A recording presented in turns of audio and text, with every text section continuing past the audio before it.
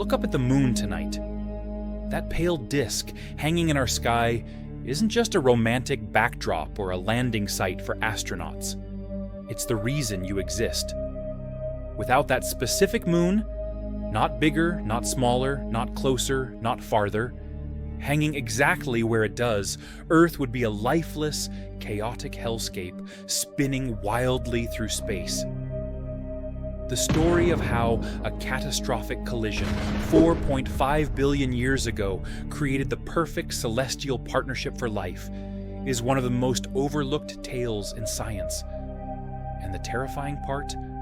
The moon is slowly abandoning us, drifting away at 3.8 centimeters per year. Life on Earth has an expiration date, and it's tied directly to our lunar companion.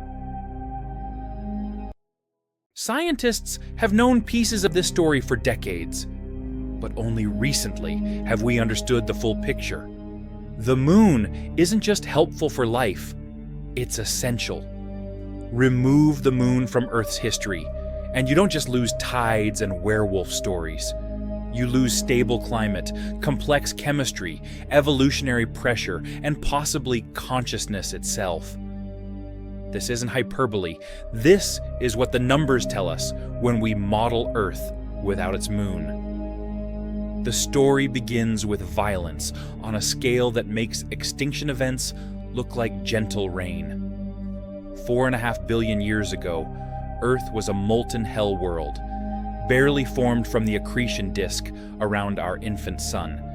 Then came Theia, a Mars-sized protoplanet on a collision course with Earth.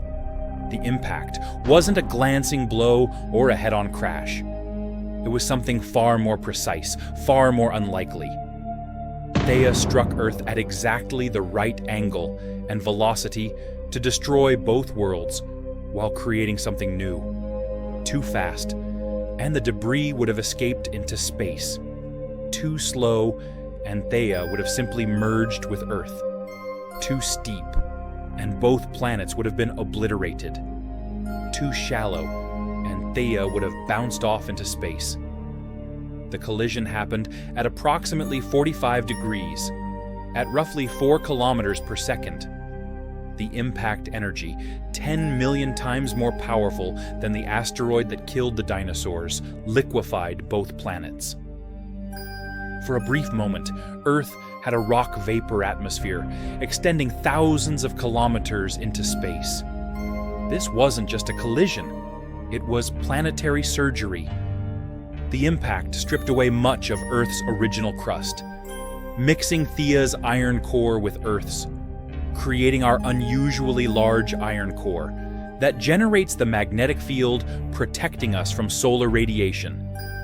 Without that specific impact creating that specific core, solar wind would have stripped away our atmosphere like it did to Mars.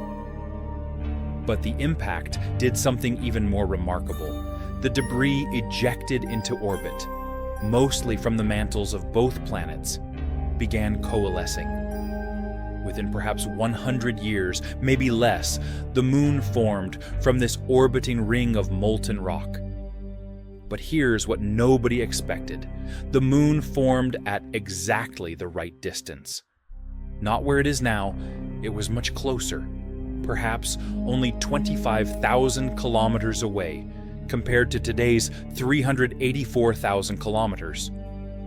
At that distance, the moon loomed enormous in Earth's sky, appearing 15 times larger than it does today.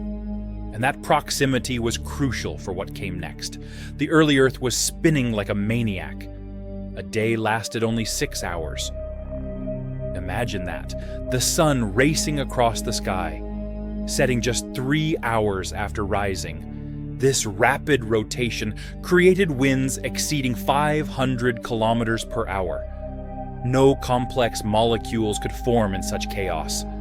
No stable environments could exist. The surface was a blur of motion, hostile to any chemistry beyond the simplest reactions.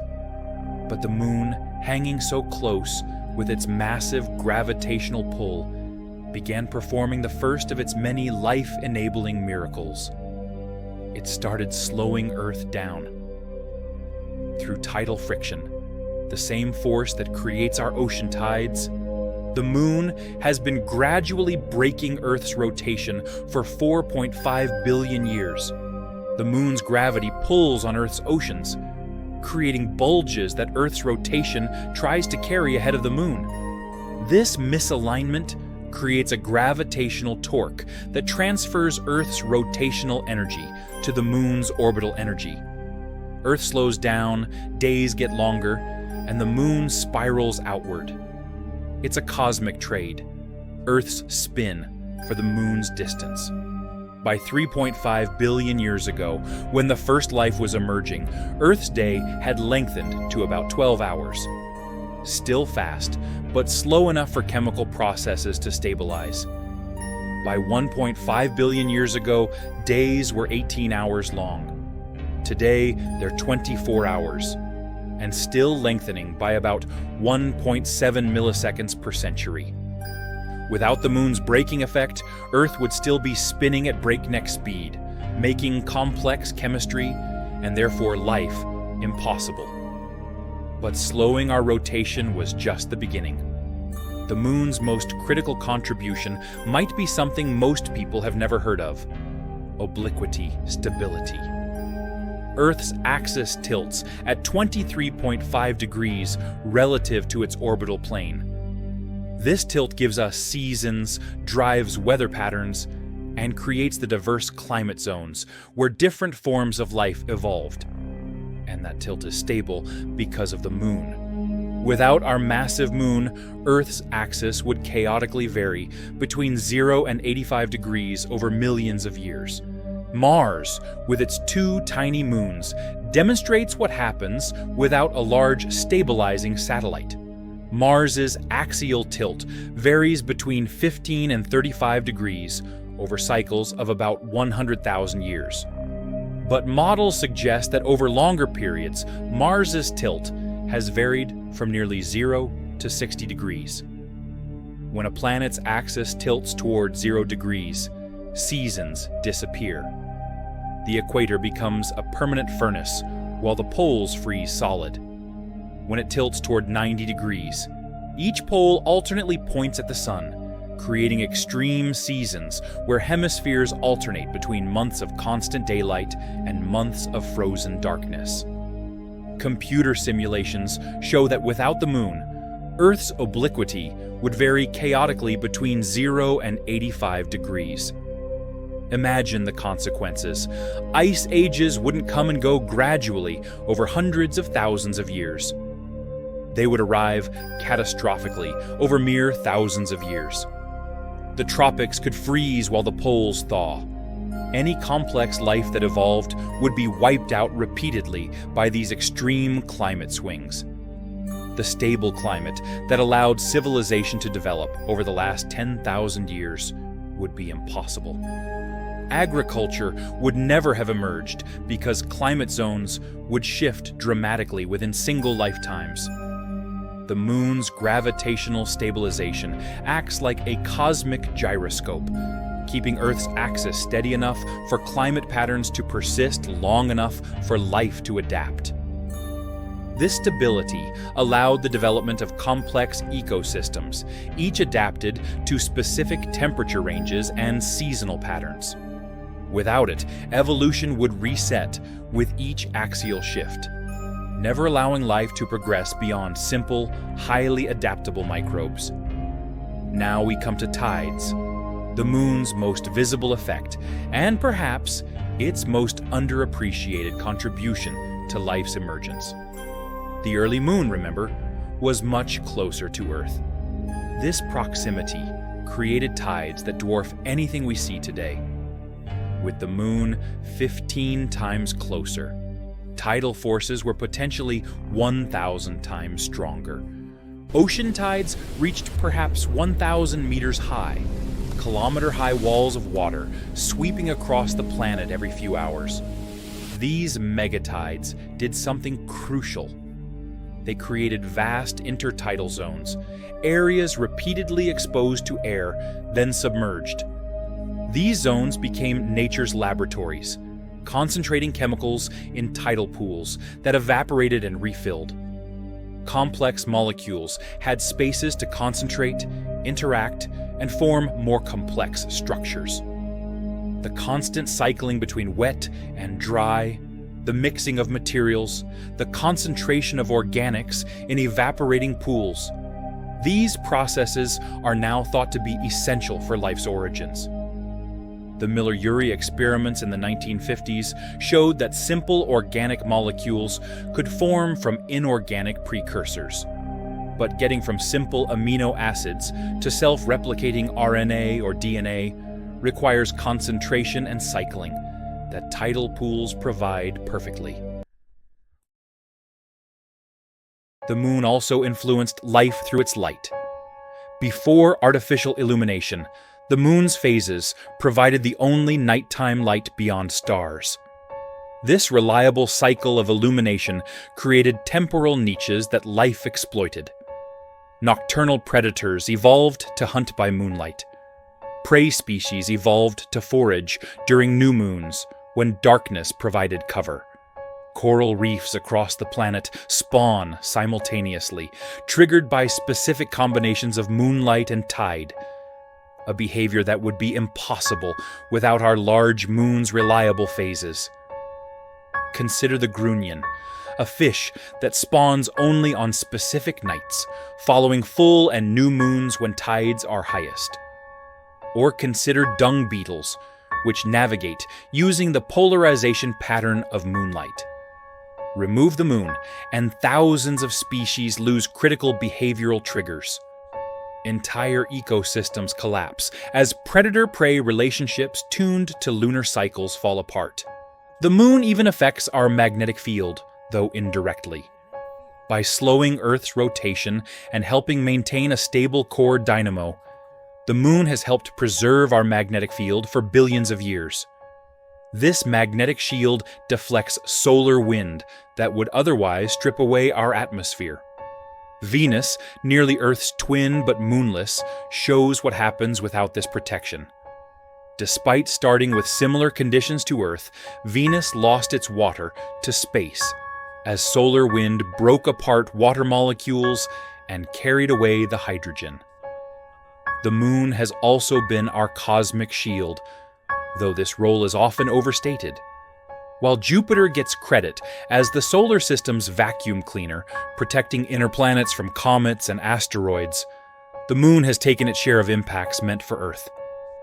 The moon's far side, never visible from Earth, is far more heavily cratered than the near side. It's been absorbing impacts for 4.5 billion years. Every major crater on the moon represents an impact that didn't hit Earth. While most of these objects would have hit the moon anyway due to orbital mechanics, some were definitely deflected from Earth-crossing paths. But here's where the story gets precise to the point of eeriness. The moon is 400 times smaller than the sun, but also 400 times closer to Earth. This cosmic coincidence means the moon and sun appear almost exactly the same size in our sky, allowing for perfect solar eclipses. No other planet-moon system in our solar system has this arrangement. This isn't just aesthetically pleasing. It allowed ancient astronomers to study the sun's corona, helping them understand stellar physics centuries before they otherwise could have. Solar eclipses proved Einstein's general relativity by allowing astronomers to observe star positions near the sun. They've revealed the sun's composition, its magnetic field structure, and the solar wind that affects all life on Earth. The moon might even have influenced human evolution specifically. Some researchers suggest that the reliability of moonlit nights allowed early humans to extend their activity beyond daylight hours, providing evolutionary pressure for better night vision and cognitive abilities to navigate by moonlight. The lunar month became deeply embedded in human culture, from menstrual cycles that mysteriously matched the lunar month to the prevalence of lunar calendars in ancient civilizations. Looking forward, humanity's relationship with the moon is entering a new phase. We're planning permanent lunar bases, considering the moon as a launching point for Mars missions, and eyeing its resources for space industrialization. But we're also beginning to understand that the moon is more than a destination or resource. It's an essential component of Earth's life support system. When Apollo astronauts first orbited the moon and saw Earth rise over the lunar horizon, they experienced what's been called the overview effect, a cognitive shift in awareness when seeing Earth from space. But perhaps we need a different perspective, the underlook effect. Recognizing that the ground beneath our feet and the life it supports exist only because of that distant, retreating sphere of rock. The next time you look at the moon, remember you're seeing life's silent partner, the cosmic collaborator that turned a molten hell into a living world. Every tide that rises and falls, every stable season that passes, every complex organism that evolves, all are echoes of that ancient collision that created our unlikely planetary partnership. The moon isn't just a light in the night sky. It's the co-author of life's story on Earth, and that story is entering its final chapters. In 1.5 billion years, the moon will have retreated too far to stabilize Earth's climate. The increasing solar radiation will have evaporated the oceans. The last total solar eclipse will have occurred hundreds of millions of years earlier. Life's 4 billion year run will end not with an asteroid impact or nuclear war, but with the slow, inevitable divorce of Earth and Moon. But for now, for these precious few 100 million years remaining, the moon continues its ancient work. Tonight, it will pull the oceans into tides. It will stabilize Earth's wobbling axis. It will light the way for nocturnal hunters and spawning corals. It will slow Earth's rotation by a few nanoseconds, and life, glorious, unlikely moon-dependent life, will continue its cosmic dance for another day, another year, another eon, until the music finally stops. We are the universe's way of understanding how improbable we are. And the moon, silent and bright above us, is the reason that understanding is possible at all.